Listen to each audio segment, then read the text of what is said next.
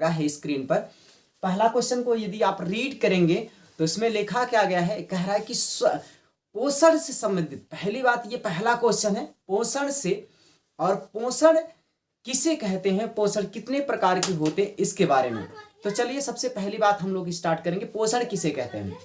Heading होगा पोषण, nutrition.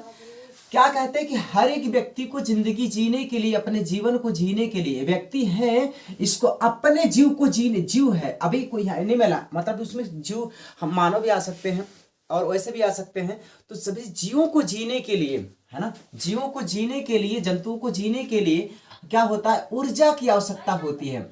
यह ऊर्जा किससे प्राप्त होता है, भोजन से प्राप्त होता है, भोजन से प्राप्त होता है। जब भोजन से लेकर के उसका पाचन, उसका अवशोषण और ऊर्जा का अवसर्जन, अर्थात सभी जीवों के अंदर होने वाले समस्त जैविक क्रियाओं के बारे में, क्रियाओं का समस्त जैविक क्रियाओं को क्या बोलते हैं, पोषण कहते हैं।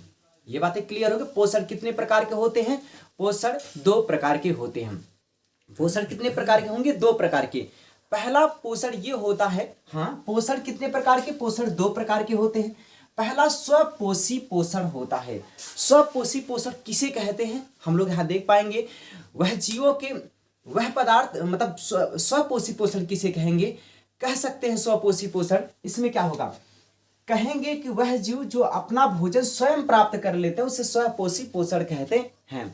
जैसे क्या होगा कि कार्बन डाइऑक्साइड के द्वारा, ये पौधे ऐसा पादपों में केवल होता है कि इसके द्वारा, किसके द्वारा, जल से अभिक्रिया करके, किसके द्वारा, सूर्य के प्रकाश और पराबैंगन की उपस्थिति में क्या करते हैं, जो ग्लूकोज का निर्माण करते हैं और ऑक्सीजन गैस मुक्त होती है। एक प्रकार का कैसा पोषण होता है, यह एक स्वपोषी पोषण होता है। चलो अब हम लोग दूसरी बात करेंगे, विषम पोषी पोषण। विषम पोषी पोषण कितने प्रकार के होते हैं, ध्यान दीजिए, विषम पोषी पोषण कौन कौन होते हैं। तो विषम पोषी पोषण उसे कहते हैं कि वह पोषण जो जीव अपना भोजन प्राप्त करने के लिए किसी दूसरे जीवों पर निर्भर होते हैं उसे विषम पोषी पोषण कहते हैं। और विषम पोषी जो पोषण होते हैं वह 3 प्रकार के होते हैं। कितने प्रकार के, 3 प्रकार के होते हैं। पहले के बारे में बात करेंगे, विषम पोषी पोषण जो होता है वह 3 प्रकार का होता है। विषम पोषी पोषण जो होता है वह 3 प्रकार का होता है। विषम पोषी पोषण को हम लोग जान गए। विषम पोषी पोषण किसे कहते हैं कि वह पोषण को अपने भोजन को प्राप्त करने के लिए किसी दूसरे की जीव पर आश्रित होते हैं, उससे बोलते हैं विषम पोषी पोषण कहते हैं। सभी जंतु जो होते हैं विषम पोषी पोषण कहलाते हैं। विषम पोषी पोषण 3 प्रकार के होंगे। प्राणी समभोजी पोषण, यह जो होता है वह जीव जो हम लोग क्या करते हैं, वह जीव जो ठोस भोजन को प्राप्त करते हैं उसे क्या बोलते हैं, उसे आपको प्राणी समभोजी पोषण कहते हैं। इसमें सभी जंतु आते हैं, इसमें क्या होंगे, सभी जंतु आते हैं, इसमें हम लोग भी आते हैं। मृतोपजीवी पोषण किसे कहते हैं, ये जो पोषण होता है जो मरे सड़े गले पदार्थों को खाते हैं उसको क्या बोलते हैं, उसे हम लोग बोलते हैं मृतोजीवी पोषण कहते हैं। ये जीवाणु और कवक के इसी द्वारा पोषण को प्राप्त करते हैं। आगे बात आएगी परजीवी पोषण।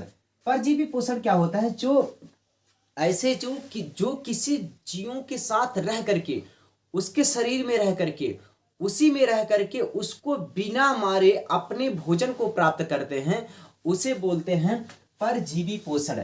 जैसे आप जानते हैं जो इसमें पड़ा रहता है इसे वो क्या बोलते हैं, जू कहते हैं, जू, है ना, इसमें। और उसके बाद छोटी आंत में आप देखेंगे कभी कभी वो होता है बड़ी आंत, केचुआ होता है, और मच्छर जो होता है, ये सब क्या होते हैं, ये हमारे कैसे होते हैं, ये लोग जो पोषण प्राप्त करते हैं वह परजीवी पोषण होता है। चलिए अगले क्वेश्चन पर हम लोग बात करेंगे। अगला क्वेश्चन कौन सा है, देखिएगा अगला क्वेश्चन। अब हम लोग ये देखेंगे इसमें कि प्रकाश संश्लेषण क्या होता है। भाई प्रकाश संश्लेषण किसे कहते हैं, प्रकाश संश्लेषण के बारे में लिखिए तो देखिएगा, प्रकाश संश्लेषण एक ऐसी क्रिया है, एक उपचयी क्रिया है। प्रकाश संश्लेषण कैसी क्रिया है, एक उपचयी क्रिया है। ध्यान दीजिएगा, इससे क्या होता है, उपचयी का मतलब ये होता है कि जब कोई सरल पदार्थ से जटिल पदार्थ का निर्माण होता है उसे उपचयी क्रिया कहते हैं। और इसमें देखिएगा जब प्रकाश संश्लेषण की क्रिया होगी, फोटोसिंथेसिस की क्रियाएं होंगी, उसमें 4 मुख्य चीज भाग लेते हैं। 4 कौन कौन सी चीज भाग लेते हैं? पहला होगा कार्बन डाइऑक्साइड, जिसे बोलते हैं अकार्बनिक पदार्थ। दूसरा जल होता है। तीसरा सूर्य का देवता का प्रकाश होता है। और चौथा जो होता है वह पर्णहरिम होता है। चौथा कौन सा है? पर्णहरिम होता है। जो ये 4 पदार्थ होते हैं, 4 पदार्थ मिल करके वो फोटोसिंथेसिस क्रिया संपन्न होती है। उसमें क्या बोलेंगे, जब ये कार्बन डाइऑक्साइड जल से क्रिया करते हैं तो 2 लोग रहते हैं जो लखवाजी करते हैं, और 2 लोग कौन कौन से? एक पर्णहरिम होता है, एक पर्णहरिम होता है, और दूसरा कौन है? पर्णहरिम, और उसके बाद क्लोरोफिल या ये सूर्य का प्रकाश, इसे क्या बोल दीजिए? सूर्य का प्रकाश। सूर्य के प्रकाश और पर्णहरिम की उपस्थिति से कार्बन डाइऑक्साइड जल से क्रिया करके ग्लूकोज का निर्माण करता है और ऑक्सीजन गैस मुक्त करता है। इसी क्रिया को बोलते हैं फोटोसिंथेसिस कहा जाता है। बात ये होगा, इसको रिएक्शन को बैलेंस करेंगे तो कुछ इस प्रकार से हो जाएगा। यहाँ पर 6 6 6 दूनी 12 6 हो जाएगा, और ये 6 हो जाएगा, और यहाँ पर 6। अब बैलेंस हो गया, तो बैलेंस हो जाता है। अब जो ये जो प्रकाश संश्लेषण की क्रिया है, यह एक उपचयी क्रिया है। कैसी क्रिया है? उपचयी क्रिया। उपचयी क्रिया किसे कहते हैं? जब कोई सरल से जटिल कार्बनिक पदार्थ का निर्माण होता है। आगे ये बात होगा कि यह जो होता है 2 भाग में बांटा गया है। ये 2 स्टेप में पूरा होता है। पहले को ये 2 चरणों में पूरा होगा। पहला चरण को बोलते हैं प्रकाशिक अभिक्रिया या हील रिएक्शन बोलते हैं। हील अभिक्रिया, हील अभिक्रिया इसे इसलिए कहते हैं क्योंकि हील नामक वैज्ञानिक ने इसे दिया था। ये जो क्रिया होती है, ये जो क्रिया होती है सूर्य के प्रकाश में होती है। किसके? पर्णहरिम के ग्रेना में होता है। ध्यान दीजिएगा, जब ये 4 स्टेप में होता है। पहला स्टेप ये होगा कि जैसे ही सूर्य का प्रकाश आएगा और किसके ऊपर गिरेगा? सूर्य का प्रकाश आएगा, पर्णहरिम के ऊपर गिरेगा, तो पर्णहरिम के अंदर उसके ग्रेना वाला पार्ट जो होता है वह सक्रिय हो जाता है। पर्णहरिम की ग्रेना क्या हो जाता है? सक्रिय हो जाता है। सक्रिय होने से क्या हो जाता है? एडेनोसिन डाइफॉस्फेट एडेनोसिन ट्राइफॉस्फेट में बदल जाता है। आगे क्या बोलेंगे? जब क्लोरोफिल्म सक्रिय होता है तो क्लोरोफिल्म क्या करता है? पानी के अणु को तोड़ता है। पानी के अणु को जब तोड़ता है तो पानी को जब तोड़ता है किसमें? 4H+ में और 4OH- में तोड़ देगा। जब इसे हाइड्रोक्साइड आयन और हाइड्रोजन आयन में तोड़ता है तो हाइड्रोक्साइड आयन के द्वारा, इस हाइड्रोक्साइड आयन के द्वारा 2 चीज का निर्माण होता है। एक जल का निर्माण होता है, दूसरा ऑक्सीजन गैस की मुक्त होती है। तो बात सुनिएगा, ऑक्सीजन कहां से मुक्त होती है? जल से मुक्त होती है। जल के टूटने से क्या होगा? ये ऑक्सीजन का निर्माण होगा और पानी का निर्माण होगा। आगे जो ये बात करेंगे हम लोग, ये वाला कि ये हाइड्रोजन क्या करेगा? यह एटीपी के साथ क्या होता था? एटीपी के रूप में संचित हो जाता है। अप्रकाशीय अभिक्रिया जो होता है द्वितीय, उसे ब्लैकमैन नामक वैज्ञानिक ने दिया था। यह पर्णहरिम के किसमें? पर्णहरिम के स्ट्रोमा में होता है। इसको होने के लिए प्रकाश की आवश्यकता नहीं होती है। यह C2 का अपचयन करके कार्बोहाइड्रेट का निर्माण करती है। ये रहा हम लोग के कौन से प्रकाश संश्लेषण से संबंधित बातें। प्रकाश संश्लेषण को हम लोग अच्छी तरीके से समझ पाए। चलिए हम लोग अगले क्वेश्चन पर आते हैं। अगले क्वेश्चन को रीड करिए। क्वेश्चन कितनी बार पूछा गया है, इस क्वेश्चन को देखिए कितनी बार पूछे गए। ये क्वेश्चन कितना ज्यादा इंपॉर्टेंट क्वेश्चन है। मतलब कहने का मतलब ये है कि जो पाचन से संबंधित बातें करनी है, कितने तरीके से क्वेश्चन पूछ सकता है।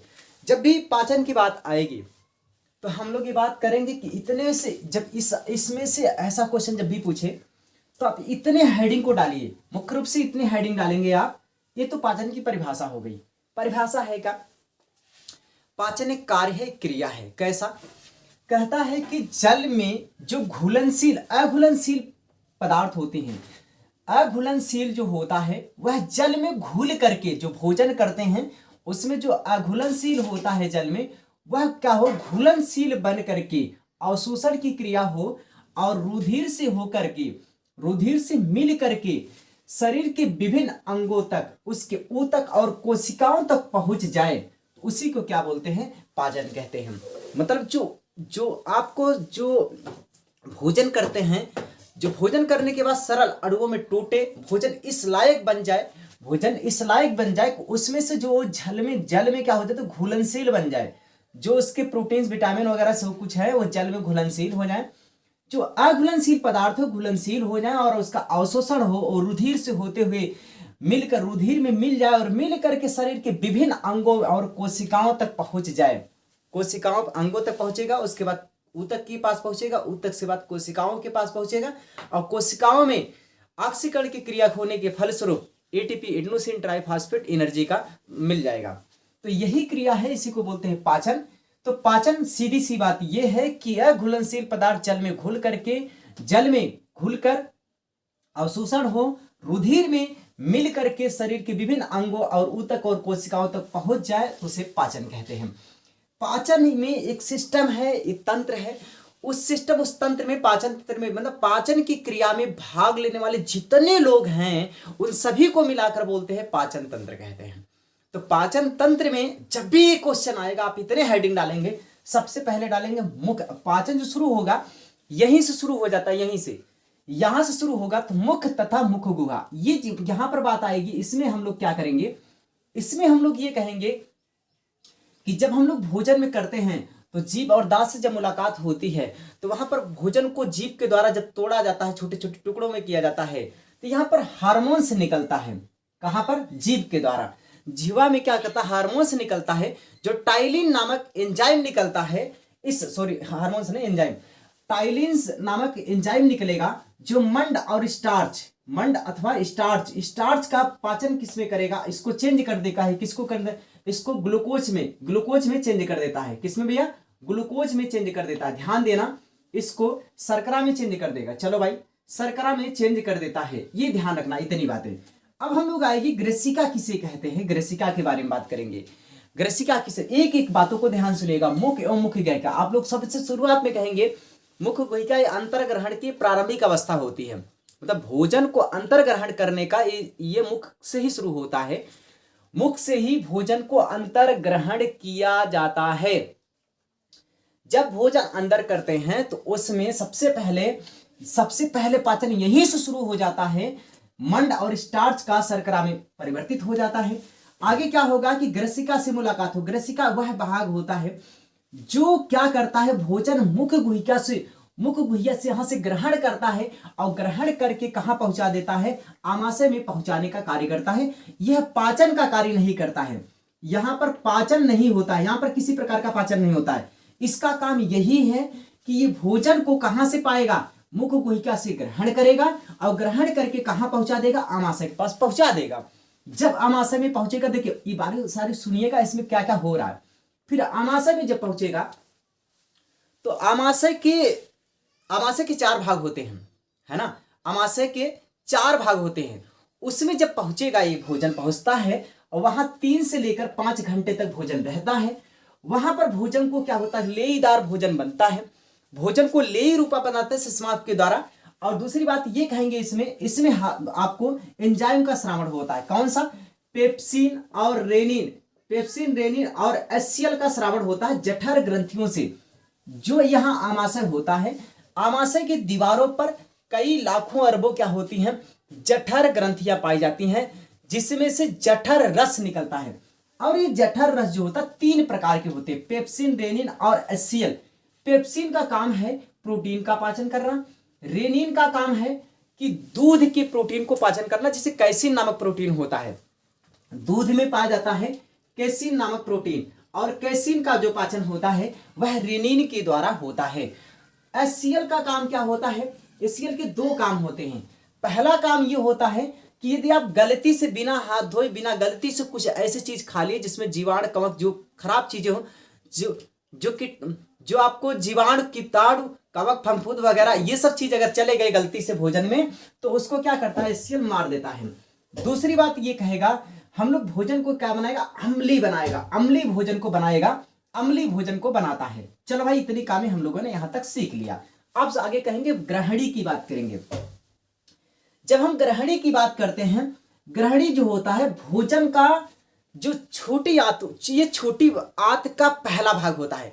ग्रहणी जो होता है वो छोटी आंत का पहला भाग होता है। कहने का मतलब ये है, ग्रहणी में ही 2 लोग से मुलाकात होती। किसके, एक पहला होगा अग्नाशय, जिसे पेनक्रियाज इंग्लिश में बोलते हैं। दूसरा लीवर, जिसे यकृत बोलते हैं। लीवर से, यकृत से हमें निकलता बायल जूस, जिसे बोलते हैं पित्तरस। पित्तरस जो होता है वह किससे प्राप्त होता है? जो पित्तरस आएगा किससे भैया? यकृत से। यकृत से, पित्ताशय से, पित्त की थैली से, पित्ताशय से निकलेगा पित्तरस। पित्तरस से निकल के आता है कहां पर? ये ग्रहणी में आएगा। और जब पित्तरस आएगा, पित्तरस कोई पाचन नहीं करता है, लेकिन पाचन में सहायक होता है। कौन से सहायता करेगा? यह पाचन में ये सहायता करता है, यह पाचन में सहायता या ये करता है कि भोजन को क्षारीय प्रवृत्ति का बना देता है। भोजन को क्षारीय प्रवृत्ति का बनाता है। कौन? यकृत से जो प्राप्त है बायल जूस, जिसे बोलते हैं पित्तरस। पित्तरस जब आएगा और यहां पर मिलेगा तो ये क्या बनेगा? भोजन को क्षारीय बनाएगा। और जब तक क्षारीय नहीं बनेगा तब तक पेनक्रियाज, अग्नाशय से जो निकलता है, जो यहां से जो हार्मोन्स प्राप्त होते हैं वह तभी सक्रिय होगा, तभी अग्नाशय जो होता है, अग्नाशय तभी सक्रिय होगा जब ये क्षारीय मीडियम में, क्षारीय मीडियम होना चाहिए। अब देखो, अगर लीवर काम नहीं किया, अगर लीवर काम नहीं किया, अगर यहां से बाइल जूस नहीं दिया, तो भोजन ये जो क्षारीय मीडियम में नहीं होगा, और क्षारीय मीडियम में नहीं होगा तो आपका अग्नाशय काम नहीं करेगा। तो अग्नाशय से जो आपको 3 प्रकार के हार्मोन्स प्राप्त होते हैं। अग्नाशय से कितने मिलेंगे भैया? 3 प्रकार के हार्मोन्स प्राप्त होते हैं। चलो, अग्नाशय से कितने हार्मोन्स प्राप्त होंगे? 3 हार्मोन्स निकलते हैं। सुनिएगा, फिर से बात करें तो अग्नाशय से 3 हार्मोन्स प्राप्त होते हैं। ये 3 हार्मोन्स कौन कौन से? ध्यान दीजिएगा, 3 हार्मोन्स अग्नाशय से प्राप्त होते हैं। देखिएगा, जो यहां पर हम बात करते हैं कि अब किसकी बात कर रहे हैं? यहां पर ग्रहणी में जो हमारा अग्नाशय से जो 3 प्राप्त होते हैं वह 3 कौन कौन से हैं? पहला है ट्रिप्सिन, जो प्रोटीन का पाचन करता है, ट्रिप्सिन है। दूसरा है लाइपेज, दूसरा है तीसरा है एमाइलेज। ये तीनों हैं। पहला जो ट्रिप्सिन है वो प्रोटीन का पाचन करता है। जो लाइपेज जो है वसा का पाचन करता है। लाइपेज किसका पाचन करेगा? भोजन में जो वसा होता है उसका पाचन करेगा। और जो हमारा लास्ट होता है लाइसोजाइम, क्या बोलते हैं भैया? एमाइलॉप्सिन। एमाइलॉप्सिन होता है, ये जो एमाइलॉप्सिन होता है वह किसका पाचन करता है? ये कार्बोहाइड्रेट का पाचन करता है। कार्बोहाइड्रेट का पाचन करता है। इतनी बातें क्लियर हो चुकी होगी। अब हम लोग यहाँ पर पहुंच गए किसके बारे में? ये ग्रहणी के बारे में हम लोग जानकारी प्राप्त कर लिए। ग्रहणी के बाद हम लोग पढ़ेंगे शेषात्र किसे कहते हैं? शेषांत्र। शेषांत्र जो होता है यह छोटी आंत का ही भाग होता है, लेकिन छोटी से ग्रहणी के आगे जो वाला पार्ट होगा जहां पर इसका अवशोषण, देखो ज्यादा करके भोजन का अवशोषण की जो चीजें होती है वहीं पर हो जाती है, लेकिन इसके आगे जो अवशोषण का कुछ जो बचा हुआ भाग होता है वह शेषांत्र में क्या हो जाता है? अवशोषण होता है। जो यहाँ पर कम अवशोषित जो भाग बच जाता है वह शेषांत्र में अवशोषित होता है। इसमें आप देखेंगे शेषांत्र में जो होता है वह हेलिकल संरचनाएं बनाई जाती हैं। इसका इसलिए बनाए जाते हैं जिससे क्षेत्रफल ज्यादा हो और उसकी क्रियाएं जो होती है, स्वांगीकरण की क्रिया जो होती है वो हो पाए। आगे देखिएगा, हम लोग बात ये करते हैं बड़ी आंत। बड़ी आंत का कोई विशेष काम नहीं। बड़ी आंत का जो काम होता है, सबसे मेन काम होता है कि जल का अवशोषण करना मुख्य काम होता है इसका। क्या करेंगे? जल के अवशोषण करना। यहाँ पर जो भोजन होता है कहां पर? ग्रहणी में, उस क्षेत्र में, उसमें पानी की मात्रा ज्यादा होती है, वह ज्यादा होता है पानी उसमें, लेकिन आगे जब चलेगा भोजन बड़ी आंत में आता है तो पानी को अवशोषण कर लेता है। उसके बाद स्वांगीकरण की क्रिया होगी।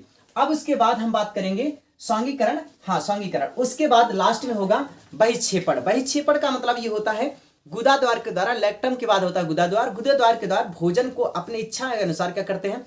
जो अनवांछित पदार्थ होता है, बेकार पदार्थ, उससे क्या करते हैं? शरीर से बाहर कर देते हैं। तो ये बातें हम लोग डाइजेशन के बारे में इतनी बातें पढ़ लिया। मैं उम्मीद कर रहा हूँ ये बातें आपको समझ में आई होगी। चलिए अगले क्वेश्चन पर आते हैं। हम लोग हृदय के बारे में अगर बोलना शुरू करेंगे तो सबसे पहली बात बोलेंगे कि यह एक अत्यंत महत्वपूर्ण अंग है। हृदय जो होता है यह व्यक्ति जब 4 मंथ का होता है तभी से हार्ट काम करना शुरू हो जाता है। हृदय पेशियों के द्वारा बना होता है। ये जीवन पर्यंत चलने वाला है। आगे इसके बारे में बात सुनेंगे। आप लोग देखते होंगे फिगर इसका इतना टफ होता है और इसको आसान तरीके से बनाया गया है। बात ये करेंगे, सबसे पहले ये देखिएगा, ये महाशिरा है। महाशिरा में अशुद्ध रक्त बहता है। ध्यान दीजिएगा, महाशिरा में ये अशुद्ध रक्त बहता है, शरीर के द्वारा आता है।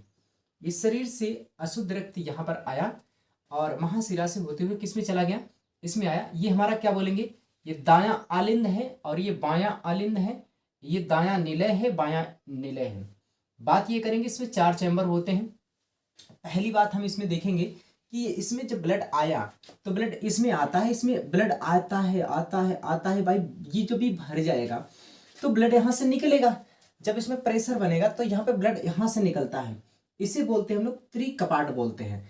त्रिकपाट का मतलब ये होता है कि जैसे पहले कबाड़ी वगैरह होता था दरवाजे में, जो ब्लड को मतलब इधर नीचे से इधर तो जाने देगा लेकिन ऊपर नहीं जाने देगा। बात इस प्रकार करेंगे तो ये इसमें जब ब्लड आएगा किसमें, दायां नीले में, तो यहाँ से इसके द्वारा, किसके द्वारा, फुसफुस धमनी के द्वारा, ये देखिए इसके अंदर से होता है, अंदर से जाता है, इसलिए डॉटेड दिखाया गया है। यहाँ जब अंदर से जाएगा कहाँ पर, ये फेफड़े है, फेफड़े में जाता है। फेफड़े में किससे जाता है, फुसफुस धमनी के द्वारा जाएगा, ये दोनों फेफड़े में चला गया। फिर आगे क्या होगा कि यहाँ पर फेफड़े में शुद्धिकरण की प्रक्रिया होगी। जब शुद्धिकरण की प्रक्रिया हो जाएगी फिर यहाँ से ये फुसफुस सिरा के द्वारा बाएं नीले में आएगा। किसमें भैया, बायां आलिंद में, सॉरी बायां आलिंद में आएगा। बायां आलिंद के बाद फिर यहाँ से आएगा नीचे, कहाँ पर, बायां नीले में आएगा। ये रुक जाइए 1 मिनट, बायां नीले में आएगा। और बायां नीले के बाद हम क्या करेंगे, बायां नीले के बाद ये ब्लड किधर जाएगा, महाधमनी से होते हुए विभिन्न शरीर के विभिन्न अंगों में चला जाता है। आप देखेंगे एक पूरी प्रक्रिया होने के फलस्वरूप ब्लड 2 बार हृदय में आता है, इसीलिए इसे बोलते हैं द्वीप परिसंचरण तंत्र कहते हैं। आगे की बात करेंगे इस, अगर आप हृदय में आप जो पूरे हेडिंग को देखेंगे, आपको कितने हेडिंग आपको देखने पड़ेंगे, मुख्य रूप से आपको इतने हेडिंग जरूरी रूप से लिखने पड़ते हैं। आप एग्जाम में सिंपली वेब से इतने हेडिंग को देख लीजिए, आराम से लिख पाएंगे। तो क्या लिख पाएंगे, देखिएगा ध्यान से। पहला हृदय, हृदय का मतलब इसमें लिखेंगे, कुछ बातें लिख लीजिए। यह एक महत्वपूर्ण अंग है, यह बहुत ही महत्वपूर्ण अंग है। हृदय पेशियों के द्वारा बना होता है और यह जीवन पर्यंत चलता है। हृदय द्रव्य के बारे में बात करें, हृदयावरण द्रव्य, हृदयावरण द्रव्य का मतलब यह होता है कि हृदय के ऊपर एक झिल्ली होती है, एक आवरण होता है। इस आवरण दोनों झिल्लियों के बीच में एक द्रव पाया जाता है, लसलसाहा होता है द्रव, लिक्विड होता है, द्रव होता है, गाढ़ा द्रव होता है थोड़ा। ये द्रव जो होता है इसकी हृदय की सुरक्षा के लिए होता है, इसकी सुरक्षा करता है। हृदय आवरण क्या होता है कि इस हृदय के बाहरी एक झिल्ली होती है, झिल्ली के बीच में, दोनों झिल्लियों के बीच में, दोनों आवरणों के बीच में एक द्रव भरा होता है जिसे हृदयावरणीय द्रव कहते हैं। ये क्या करता है, हृदय पर बाहरी आघातों से सुरक्षा करता है।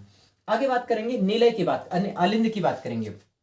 अलिंद 2 होते हैं, दायां और बायां अलिंद। ये अलिंद की संख्या 2 होती है, एक दायां अलिंद और एक बायां अलिंद। निलय की संख्या 2 होती है, दायां निलय और बायां निलय। एंट्रियो वेंट्रिकुलर जो होता है ये यही है, और ये क्या करता है, यही काम करता है कि ऊपर से आने, नीचे से क्या करेगा, ऊपर से ब्लड को नीचे आने देता है लेकिन नीचे से ऊपर ब्लड नहीं जाने देता है।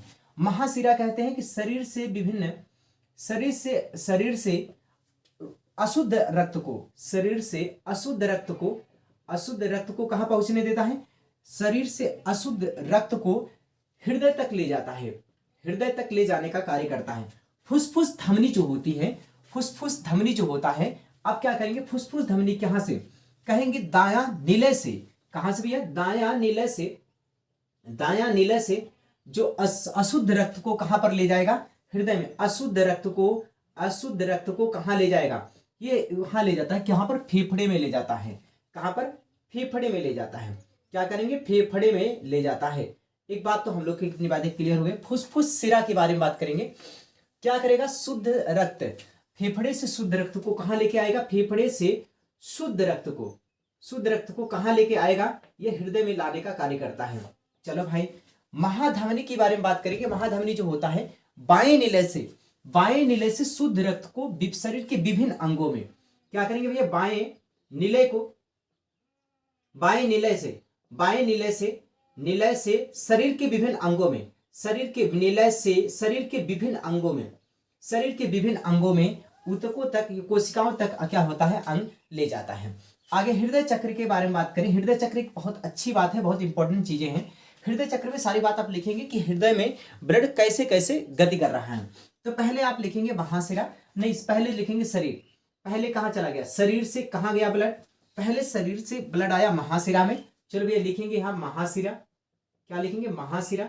महाशिरा से ब्लड फिर गया किसमें, दायां दायां आलिंद में गया, दायां आलिंद, दायां आलिंद से दायां आलिंद, दायां आलिंद के बाद चला जाएगा, हाँ दायां आलिंद, दायां आलिंद के बाद जाएगा किसमें, एक मिनट पेसमेकर को हटा रहे हैं, दायां आलिंद, दायां आलिंद के बाद किस में जाएगा, दायां निलय में जाएगा, किस में जाएगा भैया, दायां निलय में जाएगा, दायां निलय में जाएगा, और दायां निलय से किस में जाएगा, दायां निलय से इससे होते हुए फुसफुस धमनी से होते हुए, फुसफुस धमनी क्या बोलेंगे, फुसफुस धमनी, फुफ्फुस धमनी से होते हुए कहाँ जाएगा, फेफड़े में जाएगा, फुफ्फुस धमनी से कहाँ जाएगा, फेफड़े में जाएगा, फेफड़े में जाएगा, फेफड़े से कहाँ जाएगा, फेफड़े से आएगा बायां आलिंद में जाएगा, बायां आलिंद में जाएगा, बायां आलिंद में जाएगा, बायां आलिंद के बाद कहाँ जाएगा, बायां आलिंद से किस में जाएगा, महाधमनी में जाएगा, किसमें, महाधमनी में जाएगा, महाधमनी जाएगा, महाधमनी से फिर क्या हो जाएगा, शरीर के विभिन्न अंगों में जाएगा,